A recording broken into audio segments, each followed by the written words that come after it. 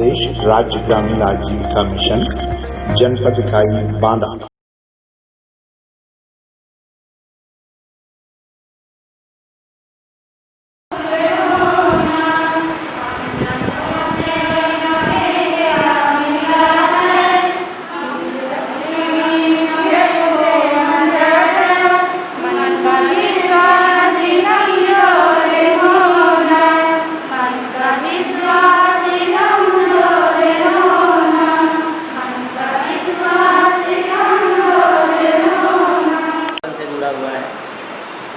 कृषि तो आप सब लोग जानते ही हैं। पशुपालन में कुछ समस्याएं होती हैं, जैसे कि बीमारियां भी होती हैं। किस तरह से पाला जाए, किस तरह से उनका बेहतर जो है चाहे वो पशुओं का हो या मुर्गी पालन यदि करना है हमको तो मुर्गी पालन की बात हो सकती है, बकरी पालन की बात हो सकती है। तो उनका किस प्रकार से हम उनसे बेहतर लाभ ले सकते हैं, तो इसके बारे में हम थोड़ा हम बात करेंगे। पहले मुर्गी पालन के बारे में बात करेंगे, उसके बाद गोट पालन के बकरी पालन के बारे में बात करेंगे, इसके बाद भैंस पालन के बारे में बात करेंगे कि कृषि के साथ हम इन तीनों व्यवसाय से किस प्रकार से लाभ कमा सकते हैं और किस प्रकार से अपने इस संपत्ति को मतलब पशुधन को हम किस प्रकार से सुरक्षित रख सकते हैं और उससे कैसे बेहतर लाभ उठा सकते हैं। तो इसके बारे में हम चर्चा करने जा रहे हैं। सबसे पहले हम मुर्गी पालन के बारे में बात करेंगे। मुर्गियाँ जनरली जो हम लोग यहाँ पालते हैं दो प्रकार की ही हम पालते हैं। एक तो जो अंडे देने वाली होती है और एक सिर्फ हम मांस पर्पस से पालते हैं उसको, कि उसको पालते हैं करीब 35 दिन में बड़ी हो जाती है, जिसको हम अंग्रेज़ी में उसको ब्रॉयलर बोलते हैं। मांस के रूप में होती है, वो अंडे नहीं देती है। 35 दिन में वो करीब 1.5 किलो, 2.25 किलो, 2.5 किलो तक जो है अलग अलग ग्रोथ होती है उसकी। कितना अच्छा हम दाना खिला रहे हैं, कितना अच्छा उनको हम परवरिश कर रहे हैं, कितनी अच्छा स्पेस दे रहे हैं, जगह दे रहे हैं उसको। जैसे पौधे हम बहुत घना बो देते हैं तो कहते हैं कि एक बहुत घने होगा इस कारण से नहीं बढ़ पा रहा है, इसलिए उनको भी थोड़ा सा जगह चाहिए। तो जब पर्याप्त जगह होती है, पर्याप्त उनके लिए सारी सुविधाएं होती हैं तो उतना तेज़ी से वृद्धि करते हैं। और उसमें हमारा सिर्फ उद्देश्य यही रहता है कि कितना जल्दी से जल्दी इसमें मांस की मात्रा बढ़ जाए और हम इसको बेच लें। तो वो जनरली 35 से 45 दिन में हम लोग 35 दिन में ही उसको बेच देते हैं, क्योंकि जब ज़्यादा बड़ा हो जाता है वो तो वज़न कम बढ़ता है, दाना बहुत खाता है तो नुकसान होता है। तो 35 दिन में हम बेच देते हैं। तो हम ये मांस वाली मुर्गी की बात कर रहे हैं अभी। तो इसमें हम लोग चूजे जैसे मिलते हैं हमको, वैसे शायद कुछ लोगों को मिले भी हों कभी किसी योजना के तहत, जो है राष्ट्रीय आजीविका मिशन वाली की योजना से, या हमारे पशुपालन विभाग से भी 11 यूनिट आया करती हैं गाँव में, किसी ने मिलती है। तो उसमें तो दाना चारा भी आता है, बाड़े के लिए भी 400 रुपये या 450 रुपये आता है। इस तरह से व्यवस्थाएं हमारे उसमें हर साल करीब 11-12 यूनिट आती है। तो उसमें हम क्या करते हैं कि जैसे ब्रॉयलर हमको पालना है मांस वाली, तो मांस वाली मुर्गी के लिए कहीं से भी आप चूजे मंगा लीजिए। तमाम बहुत सारी हैचरीज हैं, तो अपना आप उनसे बता दीजिए, तो डीलर होते हैं वो अपना चूजे दे देंगे आपको। चूजे देने के बाद फिर आपको दाने की आवश्यकता होगी। तो दाने में हम 2 प्रकार का दाना उसको खिलाते हैं। पहले स्टार्टर नाम का एक होता है, जो है फीड होता है, होती है, उसमें उनको नाक छींकती हैं बकरियां, बुखार सा भी हो जाता है और पतली लैट्रिन लगने लगती है उनको, और इसके बाद वो 24 घंटे में मर जाती है। ये एक बीमारी होती है। तो इसका अमूमन हम लोगों के चिकित्सालय में एक वैक्सीन आती है, टीका आता है। उस टीका को यदि हम लगा दें तो इस समस्या से हम मुक्त हो जाएंगे। बकाया अन्य जो छोटी मोटी समस्याएं होती हैं, कीटाणु की दवा तो यहाँ अस्पताल में मिली जाती है आपको, उसको पिलाते रहिए रेगुलर, 2.5 से 3 महीने में करते रहिए, दवा पिलाते रहिए, कभी कोई परेशानी नहीं होगी। लेकिन ये PPR ही बीमारी उसकी सबसे घातक होती है, इसका आप उसका टीका लगवा दीजिए। बकरी पालन के लिए जैसे हमारे विभाग से भी कभी कभी मतलब वो आती हैं, बकरियाँ आती हैं, तो वहाँ से भी आपको प्राप्त हो जाएगी।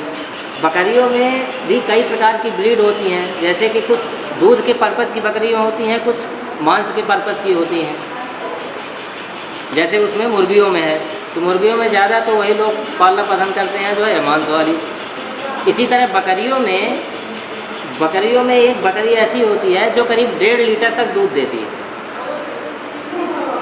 हाँ, जमुनापारी बोलते हैं उसको, काफ़ी बड़ी होती है वो सबसे मतलब बड़ी बकरी होती है, सफ़ेद रंग की होती है, जमुनापारी नाम उसका है जो है। तो एक ये बकरी होती है। दूसरी एक बारबरी बोलते हैं, जो कत्थई कलर का उसका शरीर का रंग रहता है, सफ़ेद सफ़ेद उसमें धब्बे होते हैं। छोटी होती है लेकिन एक बार में 3-3 बच्चे देती है, तो वो मीट पर्पज़ के लिए होती है। ज़्यादा से ज़्यादा वो बच्चे देती है, तो इस कारण से अब आप उसको बेचते हैं तो उससे आपको लाभ होता है।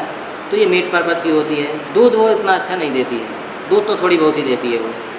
तो बकरियों की यदि बिजनेस पर्पज़ से हमको यदि काम करना है तो ये 2 ब्रीड हमारे लिए सबसे बेहतर ब्रीड है। ये आपको मिलने की जो प्योर ब्रीड आपको शुद्ध नस्ल जो आपको मिलेगी, वो आपको मथुरा के पास एक गोट रिसर्च इंस्टीट्यूट है, मतलब बकरी अनुसंधान केंद्र। वहाँ पे बहुत सारी ऐसी बकरियाँ उत्पन्न की जाती हैं और वो बेची जाती हैं। तो उनके बच्चे जैसे आप वहाँ से किसी से मंगवा सकते हैं। जैसे आप लोगों का समूह है तो एक लोग अपना, तो ये अच्छी नस्ल के पशु पैदा करने की बात हो गई जो है। तो उससे यदि कोई अच्छी बढ़िया आपको अच्छे नस्ल की बढ़िया पैदा हो गई, तो जैसे आपकी भैंस 2 लीटर दूध दे रही थी, तो अगली जो बढ़िया होगी इसमें तो कुछ नहीं होगा। जो पहले भैंस है वो एक बार जो इस संसार में पैदा हो गया तो अब उसको आप बदल नहीं सकते, वो वैसे ही रहेगा, उसमें आप कोई परिवर्तन नहीं कर सकते हैं। वातावरणीय परिवर्तन आप कर सकते हैं कि जैसे कम दाना चारा खिला रहे हैं आप, कैल्शियम नहीं दे रहे हैं, उसको देंगे तो हो सकता है 1 लीटर दूध बढ़ जाए, उसका बढ़ भी जाता है यदि पर्याप्त मात्रा में मानक के हिसाब से देते हैं। मानक उसका क्या है कि जैसे हम लोग कोई आइडिया नहीं है वैसे खिलाते रहते हैं। तो इसके बारे में थोड़ा सा आइडिया देना चाहता हूँ। ये बहुत महत्वपूर्ण बात है कि जैसे आपकी भैंस मान लिया गया 2 लीटर दूध देती है, तो पहली बात किसी भी पशु को जैसे हमारे जीने के लिए कुछ कम से कम कुछ रोटियों की आवश्यकता होती है कि इतने में हम अपनी जीविका चला मतलब जीवित रह सकते हैं, है ना। तो इसी प्रकार से पशु को 1.5 लीटर वो 1.5 kg जो है दाना आपको खिलाना पड़ेगा, शरीर को मेंटेन रखने के लिए, उसका स्वास्थ्य खराब ना हो, बिल्कुल वैसी बनी रहे। तो 1.5 किलो आपको राशन खिलाना पड़ेगा। राशन मतलब ये दाना खली जो खिलाते हैं वो उसकी बात कर रहा हूँ, 1.5 किलो। इसके बाद जितने भी लीटर भैंस दूध देती है, जैसे 2.5 लीटर दूध दे रही है, तो 2.5 लीटर दूध में आपको 1 kg राशन देना है 24 घंटे में। तो यदि 2.5 लीटर दूध दे रही है तो आपका कितना हो गया, 2.5 किलो राशन हो गया। 1.5 तो वो मेंटेनेंस के लिए और 1 kg जो है वो दूध के लिए। अब इसी हिसाब से जैसे 5 लीटर दूध देती है तो आपको 2 kg जो है दाना खिलाना पड़ेगा, और 1.5 तो उधर मतलब देना पड़ेगा। तो आपका हो गया 3.5 kg। 24 घंटे में है इतना खिलाना है, 24 घंटे। इस हिसाब से आप इसको कैलकुलेट करें। इससे ज़्यादा आप खिलाएंगे तो वो सिर्फ बर्बाद होगा, दाना बर्बाद होगा जो है आपका, उससे लाभ कुछ नहीं मिलेगा। इतना यदि आप खिला रहे हैं तो ये मान लीजिए कि वो अपनी क्षमता में अधिकतम जो है दूध दे रही है। इससे आगे चाहे आप दूध पिलाएं उसको, चाहे घी पिलाएं, लेकिन वो दूध नहीं देगी। मेरा नाम मीठा सचान है। मैं जनपद बांदा में राष्ट्रीय ग्रामीण आजीविका मिशन के तहत जिला मिशन प्रबंधक लाइवलीहुड के पद पर कार्यरत हूँ। कोविड-19 में कोरोना महामारी के दौरान कई महिलाओं का, कई लोगों का आजीविका चले जाने की वजह से काफ़ी प्रॉब्लम्स हुई थी, जिनको ध्यान में रखते हुए हमने अपने जनपद बांदा में महिलाओं को आजीविका उपार्जन के लिए, आजीविका बढ़ाने के लिए हमने पशुपालन की ट्रेनिंग कराई है। पशुपालन की ट्रेनिंग में हमने मुर्गी पालन, बकरी पालन, भैंस पालन का विशेष ध्यान दिया है। इसके साथ साथ हमने मछली पालन के लिए भी मछली पालन की ट्रेनिंग की व्यवस्था भी की हुई है। मुर्गी पालन, बकरी पालन और भैंस पालन मुख्यतः लोगों के द्वारा अपनाया गया है, जिसमें उन्हें इस चीज़ के बारे में बताया जाता है कि हम कैसे अपने पशुओं की देखरेख कर सकते हैं, उन्हें हम कितना अच्छे से अच्छा खिलाएं जिससे कि उनसे हमें ज़्यादा से ज़्यादा लाभ हो, उनसे दूध की पैदावार ज़्यादा हो। तथा उसमें हमने ये भी बताया गया है कि हम किस तरीके से पशुओं का अपने उन पशुओं के द्वारा दिए गए जो अपशिष्ट पदार्थ होते हैं उनका खेती में किस तरह से उपयोग कर सकते हैं। जैसे गोबर का उपयोग करना, मूत्र का उपयोग करना, गौमूत्र का उपयोग करना, इन सब चीज़ों के बारे में भी हमने काफ़ी विस्तार से महिलाओं को इसके बारे में प्रशिक्षण दिया गया है। हमारे यहाँ का ये जो जनपद बांदा में दिया गया प्रशिक्षण पशुपालन के विशेषज्ञों द्वारा दिया गया है तथा वाईपी के द्वारा दिया गया है, जो कि महिलाओं को अच्छे से जिससे महिलाओं को बहुत अच्छे से समझ में आता है कि उन्हें क्या करना चाहिए, जो उनके पशुओं के लिए क्या बहुत अच्छा है और क्या उनके पशुओं के लिए हानिकारक है।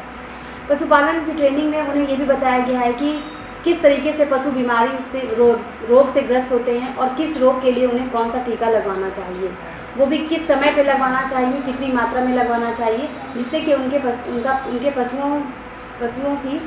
पशुओं के स्वास्थ्य पर भी इफेक्ट पड़ता है।